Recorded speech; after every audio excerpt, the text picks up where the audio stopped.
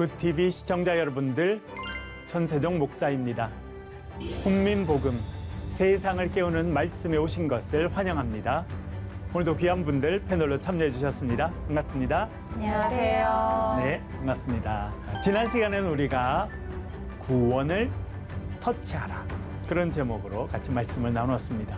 오늘은 너희가 먹을 것을 주어라, 그런 제목으로 같이 말씀을 나누도록 하겠습니다.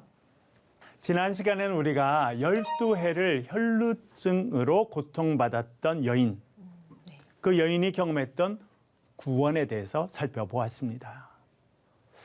우리가 그래서 특별히 구원의 개념에 대해서 많이 살펴보았는데요. 구원이라고 하는 것은 결국은 우리가 천국에서 영원한 생명을 누리는 것입니다. 그런데 그것은 구원의 완성입니다. 이 땅에서도 우리가 구원을 체험하고 경험하며 살아갈 수 있다는 것을 배웠습니다. 육체의 병이 치료되는 것, 사람들의 손가락과 정죄에서 벗어나는 것, 그리고 경제적인 어려움이 해결되는 것, 소외의 고통에서 벗어나서 아름다운 관계를 이루는 그 많은 것들이 이 땅에서 구원을 경험하는 것이다. 그렇게 살펴보았던 기억이 있습니다. 네. 특별히 구원이라고 하는 것은요, 우리가 지금 여기서 겪는 고통에서 벗어나는 거예요. 우리가 겪고 있는 많은 문제들에서 해결함을 받는 것이 이 땅에서의 누리는 구원이다. 그렇게 우리가 이해해 볼 수 있겠습니다. 혈루증으로 고통받았던 여인이요, 개인적인 구원의 은혜를 체험했다면, 오늘 우리가 공부할 부분에서는요, 공동체가 한 사람이 아니라 많은 사람들이, 수천 명의 사람들이 하나님의 구원의 은혜를 체험하는 그런 이야기를 오늘 살펴보려고 합니다. 천국 잔치. 여러분, 천국 가면 우리가 뭐 하고 살까요?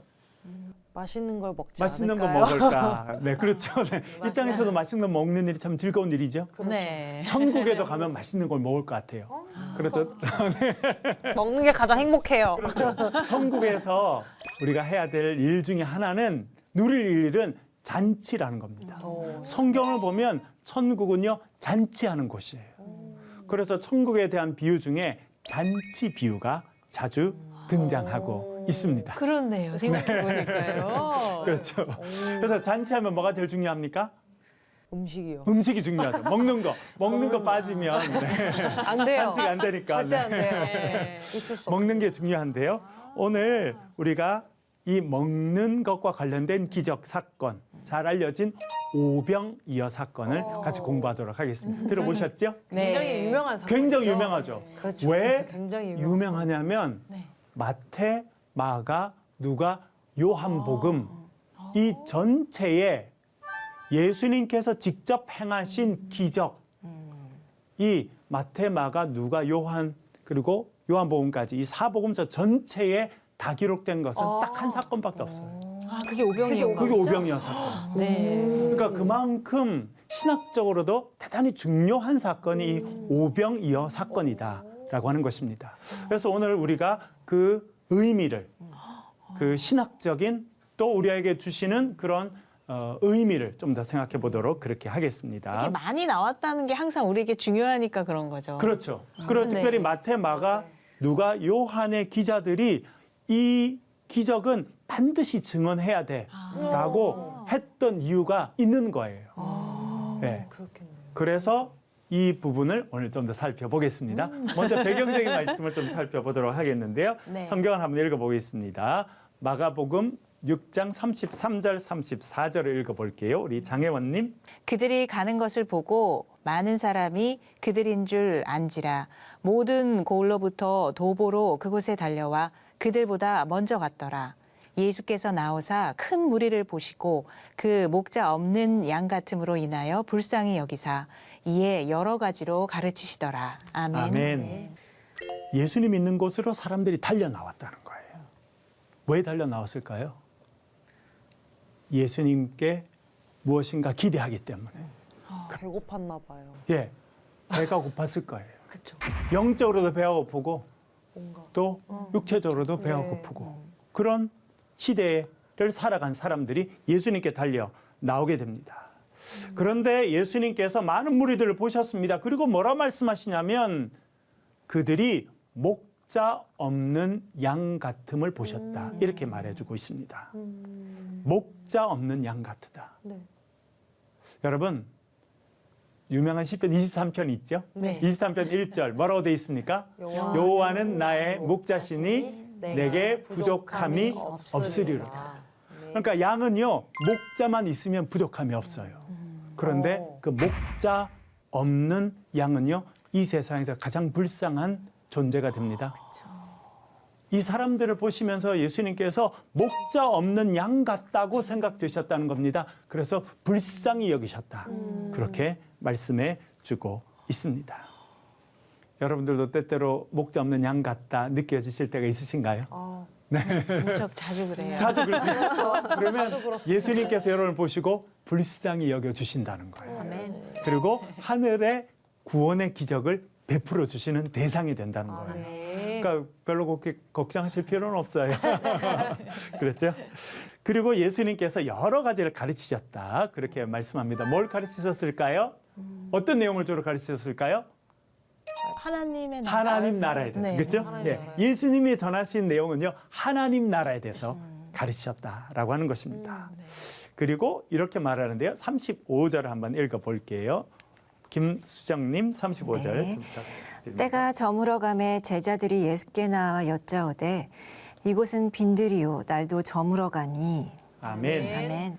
자, 때가 저물어 가고 그런데 제자들이 뭐라 그러냐면 이곳은 빈들이고 날도 저물고 있습니다라고 말합니다.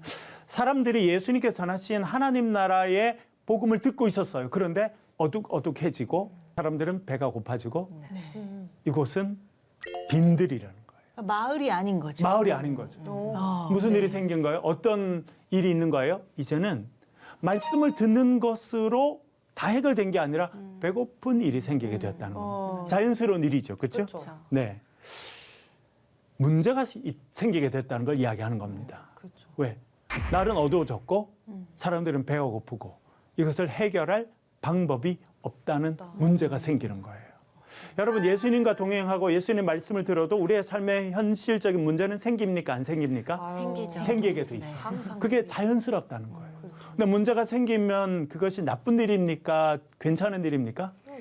자연스러운 거 네, 뭐 생각하기 나름. 나름이다. 그렇죠? 맞아요. 네. 제가 생각하기 나름. 보세요, 여러분. 문제가 아무것도 없는 인생은요, 고민이 없지만 사실은 구원의 은혜를 체험하기도 쉽지 않습니다. 문제가 있어요. 어려움이 있어요. 내가 해결하지 못하는 문제가 있어야 하나님의 기적의 역사가 우리의 삶에 이루어지는 거예요. 아멘. 광야를 나왔는데 앞에 홍해가 딱 가로막혀요. 그래서 답답하고 힘들지만 하나님께서 홍해를 갈라주시는 역사가 일어나게 되잖아요. 예, 그래서 예수님을 모시고 살아간 삶에도 우리 삶의 문제를 경험할 수 있다는 것을 오늘 본문은 알려주고 있습니다. 그런데 이 본문에서 되게 중요한 단어가 하나 나옵니다. 그 뭐냐면 빈들이라는 거예요. 빈들. 빈들. 별로 중요해 보이지 않는데 라고 생각할 수 있는데요. 네, 빈들 뭐 이렇게 중요할까. 한 번도 그 단어에 뭔가 특별함을 그렇죠. 부여해 본 적이 네. 없어요. 맞아요. 근데 빈들이라고 하는 단어가 헬라 말로는 에레모스인데요. 우리는 빈들이라고 번역했지만 사실은 광야라는 뜻입니다. 어감이 달라지네요. 예, 이 사람들이 어디 있었다는 거예요? 광야. 광야. 광야에 서 있네. 그렇죠? 광야 하니까 뭐가 탁 떠오르세요? 이미지가 힘들고. 뭔가 구약에 출애굽한 이스라엘 네네. 백성들이 어디 있었어요? 광야예요. 광야에 있었죠. 힘든 생활, 그렇죠? 어디로 가야 될지 알지 못하는 그런 가운데 있었던 이스라엘 백성들이 광야에 있었던 것처럼 이 많은 무리들이 어디 있었다는 거예요? 지금 광야에 있다는 거예요. 고난과 훈련의 장소잖아요. 고난과 훈련의 장소이고 네. 어려움의 장소이지만 그곳은 곧 하나님의 살아계심을 경험하는 기적의 장소이기도 했다는 것입니다. 네. 이스라엘 백성들도 하나님의 인도하심을 받았어요. 하나님이 불기둥과 구름 기둥을 인도해 주시잖아요. 근데 배는 고팠을까요? 안 고팠을까요? 고파죠. 고팠죠. 그래서 하나님께서 그들에게 뭘 내려주십니까? 만나를 만나를 내려주시죠. 만나. 예, 그 이야기를 출애굽기에서 하고 있는데 한번 읽어보겠습니다. 출애굽기 16장이요. 우리 박찬성님. 그 이슬이 마른 후에 광야 지면에 작고 둥글며 서리같이 가는 것이 있는지라 이스라엘 자손이 보고 그것이 무엇인지 알지 못하여 서로 이르되 이것이 무엇이냐 하니 모세가 그들에게 이르되 이는 여호와께서 너희에게 주어 먹게 하신 양식이라. 아멘. 뭐가 나옵니까? 만나가 나와요. 사람들이 보니까 땅 위에 보니까 뭔가 좀 동그랗고 그쵸? 여기 보니까 작고 동그랗고 서리같이 생긴 게 있는데 먹어보니까 어떤 맛이 나냐면 꿀 섞은 과자 맛이 났다는 거예요. 맛있겠다. 맛있겠죠? 네, 그걸 딱 먹으면 사람들이 이게 뭐지? 이게 뭐야? 이렇게 해서 이름이 만나가 된 거예요. 만나의 뜻이 뭐냐면 이게 뭐냐? 그런 말이에요. 오, 재밌네요. 이게 뭐지? 네, 이름을 딱 정해주신 게 아니고 사람들이 먹다 보니까 이게 뭐지? 생기고 이렇게 생겼는데 맛있네? 이거 뭐야? 이렇게 하니까 이게 뭐야가 해서 만나가 됐습니다. 그렇구나. 네. 재밌다, 내 이름. 그런데 이렇게 써놨죠? 이는 여호와께서 너희에게 주어 먹게 하신 뭐라고요? 양식이라. 하늘에서 내리는 양식이었다는 거예요. 영의 양식이면서 또한 우리의 육체를 건강하게 하는 양식이었다라고 하는 것을 말해주고 있습니다. 교수님 이거 그냥 궁금한데요. 네. 아까 만나가 달고 달다는 표현을 하셨어요. 네네. 그게 성경에 나오나요? 지금 이 구절에는 예, 이 구절에 안 나오는데 네. 맛은 꿀 섞은 과자 같다. 이렇게 표현이 이제 나옵니다. 뒤에 요 부분만 읽어서 그렇습니다만. 그럼 하나님께서 막 피곤하고 지친 백성들에게 이 당 충전까지 생각을 하신 거네요. 그렇죠. 네, 이렇게 누구든지 좋아할 수 있는 그렇죠. 네네. 달달한 과자 같은 그런 맛이 나는 만나를 주셨다. 이렇게 말씀해주고 있습니다. 신기하네요. 여러분 보세요. 배가 고픈 일이 생겼어요. 문제가 생긴 거죠. 힘든 일이지만 그 배고픈 문제로 인해서 뭘 먹게 됩니까? 만나가 주어지는 거예요. 그러니까 우리의 삶에 문제가 오는 것은 힘들고 어려운 일이지만 나쁜 것은 아닙니다. 왜냐하면 그 문제를 통해서 하나님의 역사하심을 체험할 수 있기 때문에 그렇습니다. 또 35절, 36절 한번 읽어보겠습니다. 마가복음이요. 장혜원님.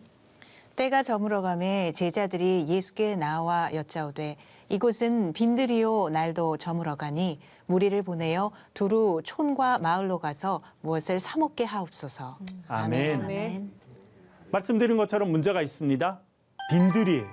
어두워졌습니다. 그런데 마을도 아니고 빈들입니다. 보니까 사람들이 엄청나게 많아요. 이 사람들을 먹여야 되는 문제가 생깁니다. 그런데 문제를 어떻게 제자들은 해결하자고 이야기합니까? 보면 무리를 보내서 촌과 마을로 가서 각자 해결하도록. 그런데 여러분, 아까 처음에 예수님께서 무리들을 보시면서 이 무리들이 어떻다고 생각하셨어요? 뭐와 같다? 목자 없는 양처럼 갈 바를 알지 못하는 백성들이라고 생각하고 있는데 그 백성들이 모여 있는데 제자들은 뭐 하자 그래요? 그냥 보내라고. 보내버립시다. 해결이 됩니까? 아니요. 그리고 이 중에 가서 뭘 사 먹게 합시다 했는데 돈이 있는 사람이 있을 수도 있지만 사실은 많은 사람들은 돈이 없었을 거예요. 가난해요. 그런데 이것을 문제 해결 방안으로 제자들이 내놓게 됩니다. 그런데 예수님께서 들으시고 뭐라 말씀하시는지 37절 전반절이 이렇게 말하는데요. 김수정님. 대답하여 이르시되 너희가 먹을 것을 주라 하시니 아멘. 아멘. 제자들은 흩어 보냅시다. 그렇게 뭐 알아서 해결하게 합시다. 이렇게 한 거예요. 근데 예수님이 뭐라고 말씀하세요? 너희가 먹을 것을 주어라. 당했겠네요. 우리 아무것도 없는데 사람들이 이렇게 많은데 예수님 말씀 뭐예요? 너희가 먹을 것을 주라는 거예요. 제자들은 흩어버립시다. 알아서 하게 합시다. 이 말씀을 듣고요. 제자들이 각자 행동을 하게 됩니다. 대표적인 행동이 같은 병행 본문인 요한복음 6장에 나오게 되는데요. 6장 7절 말씀 한번 읽어보겠습니다. 요한복음 6장 7절이요. 박찬성님. 빌립이 대답하되 각 사람으로 조금씩 받게 할지라도 200데나리온의 떡이 부족하리이다. 아멘.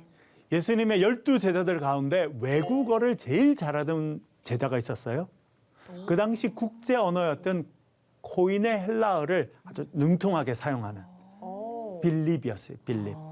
그러니까 빌립은 교육을 많이 받은 사람 중에 한 명이었다는 것을 알게 됩니다. 공부를 많이 했어요. 똑똑해요. 그러니까 금방 계산이 됩니다. 그렇죠?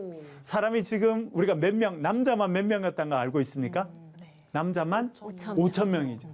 여성들과 아이들도 있었습니다. 최소 10,000명은 됐을까 생각합니다.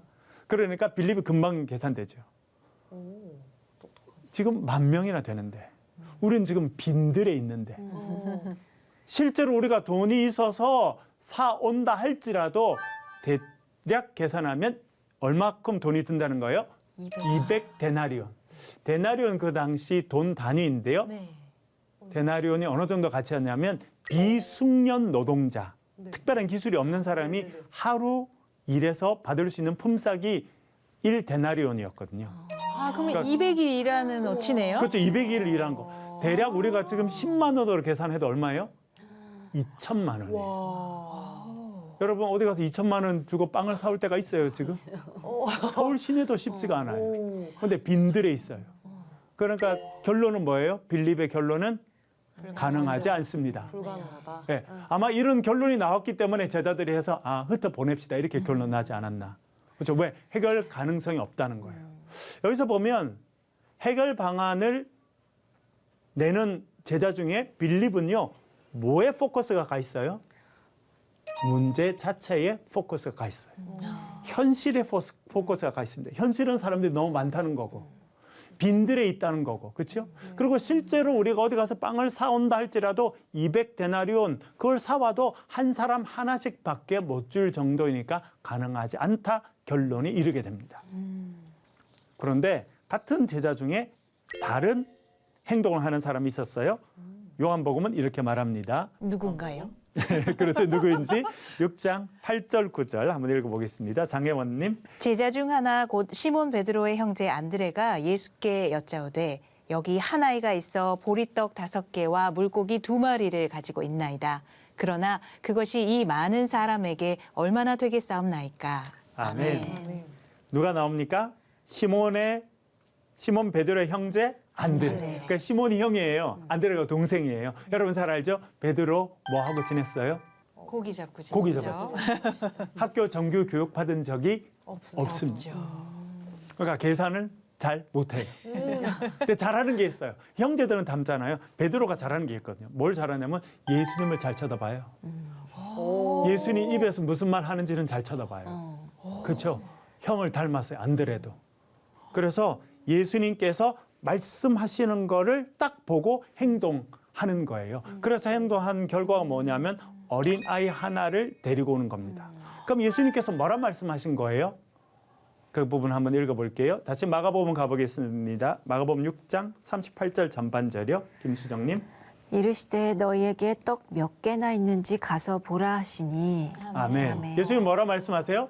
너희가 가서 떡이 몇 개가 있는지 살펴봐라. 그러니까 예수님께서 너희들이 먹을 것을 줘라 말씀하시고는 가서 떡이 몇 개나 있는지 살펴봐라 이렇게 말씀을 하셨습니다. 그대로 순종했네요. 그렇죠. 네. 빌립은 머리로 금방 계산이 됐습니다. 200데나리온어치 빵을 사도 하나씩 주기에 부족합니다. 문제를 본 거죠. 현실을 본 거죠. 답은 부정적입니다. 안드레는요, 누굴 봐요? 예수님. 예수님 보고 예수님 입술만 보는 거예요. 예수님이 뭐라 말씀하세요? 가서 떡 몇 개 있는지 찾아봐라. 계산 안 해요. 별로. 예수님이 떡 몇 개 찾아보라니까 떡 찾으러 가는 거죠. 딱 가다 보니까 어떤 애가 2시간을 갖고 있네. 그렇죠? 떡 5개, 빵 5개, 그리고 물고기 2마리. 이거는 여러분 뭐 큰 물고기 아니라 큰 멸치 정도. 아주 조그마한. 왜? 조기 정도 되겠네요. 서민들은 그 정도를 먹고 살았어요. 예. 그래서 옵사리온이라고 헬라어로 쓰는데요. 그건 아주 조그마한 물고기를 쓰는 거예요. 네.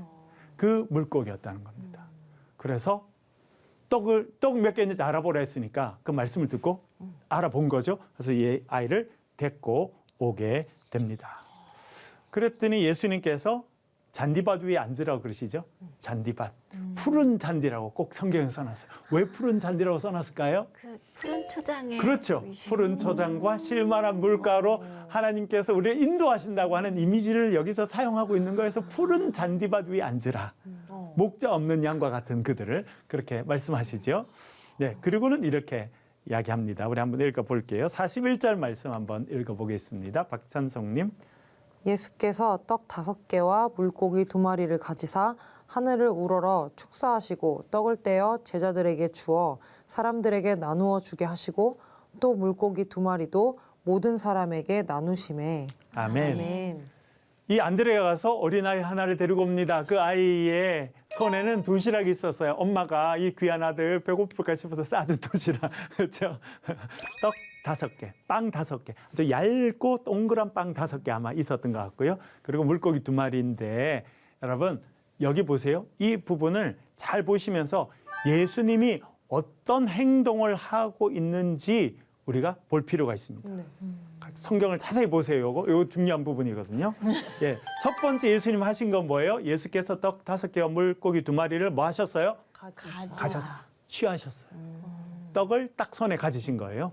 그다음에 뭐 하신 거예요? 하늘을 우러러 보셨죠. 그러니까 땅을 보신 것이 아니라 사람을 본 것이 아니라 하늘을 우러러 보신 거예요. 왜냐하면 이 기적이 하늘로부터 임하는 기적이라는 걸. 구약의 백성들이 하늘로서 내리는 만나를 먹었듯이 하늘을 보시는 거예요. 그다음에 뭐 했다는 거예요? 축사하시고. 이건 축사했다 이렇게 번역되어 있는데 감사를 표현했다는 겁니다. 하나님께 감사했다. 감사의 기도를 드리고 백성들에게 축복하셨다. 그런 내용이죠. 그다음에 네 번째는 뭡니까? 떡을 떼었다. 말씀드렸죠. 이게 동그란 빵이에요. 얇고 동그란 빵. 그걸 손을 잡고 찢으신 거죠. 이렇게. 네, 떡을 떼서 그다음에 뭐 했어요? 제자들에게 나눠 주셨죠. 예, 떡을 떼서 제자들에게 나눠 주십니다. 그다음에 뭐 했다는 거예요? 사람들에게 나눠. 그러니까 준 다음에 제자들이 사람들에게 나눠서 그 사람들이 서로 나누어서 먹도록 하셨다. 그렇게 이야기해 주고 있습니다. 그리고 물고기 2마리도 똑같은 방식으로 했다. 이렇게 이야기해 주고 있습니다. 예수님의 행동이 아주 구체적으로 기록돼 있죠. 그렇네요. 왜 이렇게 구체적으로 기록했을까요? 왜 그랬어요? 이유가 있어요. 왜냐하면 뒤에 나오는 중요한 사건과 연결되거든요. 마가복음 14장 22절 한번 읽어보겠습니다. 장혜원님. 그들이 먹을 때에 예수께서 떡을 가지사 축복하시고 떼어 제자들에게 주시며 이르시되 받으라 이것은 내 몸이니라 하시고. 아멘. 아멘. 어떤 장면입니까?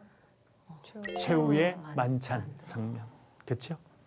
우리 지금 하는 성찬식의 성만찬의 시작. 그렇죠? 이 장면인데요. 예수님께서 어떻게 행동을 하시는지 보실까요? 먹을 때 예수께서 떡을 어떻게 하셨어요? 손으로 딱 집으시죠. 축복하셨다. 이거는 똑같은 겁니다. 하나님께 감사하고 축복하셨다는 거예요. 그렇죠? 그다음에 어떻게 했어요? 떼어서, 그렇죠? 떡을 이렇게 찢어서 어떻게 했어요? 제자들에게 주셨다. 그리고 이르되 받아 먹어라. 이거는 너희 몸이다. 그래서 그렇게 주시니까 제자들이 서로 나눠서 먹었죠. 오병이어에서 했던 행동을 예수님께서 그대로 하시죠. 그것이 오병이어의 신학적인 의미라는 거예요. 아, 그러면 최후의 만찬의 사건을 미리 좀 보여주는 그렇죠. 거네요. 네. 그리고 아까 말씀드린 것처럼 이 백성들이 어디 있었어요? 광야에 있었죠.